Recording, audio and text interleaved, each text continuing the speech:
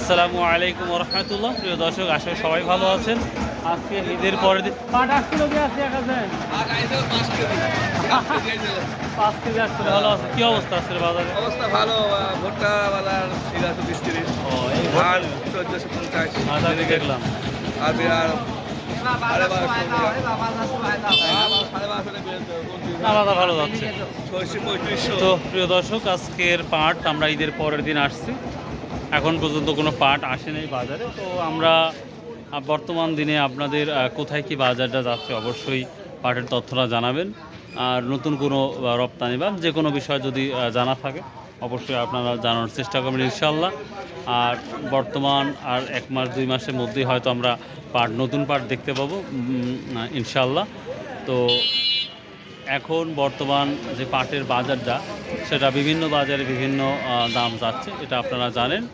তো এরপরে ঈদের পর এখন দেখার সময় যে পাটের বাজারটা পরিবর্তন হয় কি হয় না, সেটা এখন দেখার সময়। তো ইনশাল্লাহ যদি কোনো তথ্য জানা থাকে বা আমার জানা থাকে বা আপনাদের জানা থাকলে অবশ্যই কমেন্ট করে জানাবেন।